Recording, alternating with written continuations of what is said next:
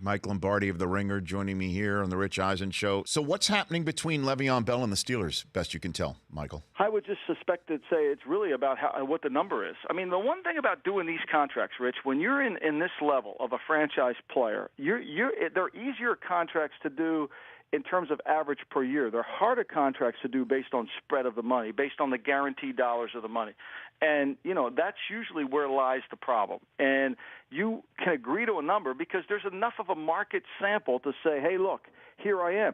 Again, the problem with Kirk Cousins is the market sample far exceeds Cousins' ability. He's going to be paid above and beyond a number that the Redskins had no idea that they could ever want to pay. Well, they had no idea they want to pay it, so they're negotiating against themselves. I think in Le'Veon Bell's case, they know he's one of the top 1 or 2 backs in the league.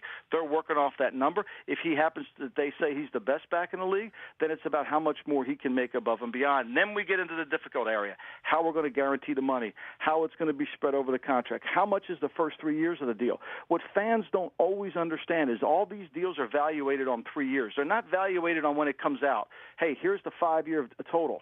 They're evaluated on what's in the 3 years and how much of the guarantee is in the first 3 years. Do you get 80% guaranteed? Did you get 75? Did you get 65? Those are the key numbers. So what do you think ends up happening with Le'Veon and the Steelers? I would suspect they do a deal. I mean, Pittsburgh is always good about re-signing their players, and they get to a point like they did with Mike Wallace where if they're not going to do a deal, then they're able to walk away. Yeah. The one thing you know when you're dealing with Pittsburgh is Pittsburgh will leave the table. Pittsburgh's owner, their culture is what matters more than anything. Well, so when your culture matters, you're willing to leave the table and find another back. I think that Le'Veon knows this.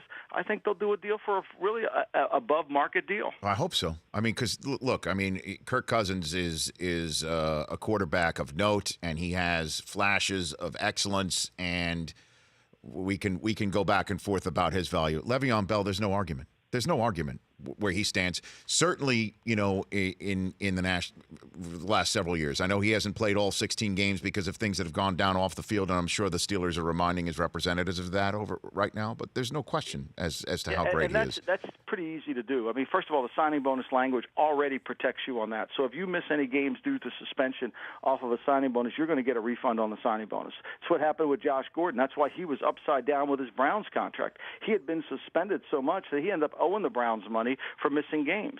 And so there's already language in there. Again, this is about spread of money. It's about guarantee. I think average per year is the least problem they're going to have in Pittsburgh. The Rich Eisen Show, weekdays at noon Eastern on radio stations across the country and audience. If you liked some of that, get some more of that on the Rich Eisen Show app. Follow all the information you see right here on the Rich Eisen Show.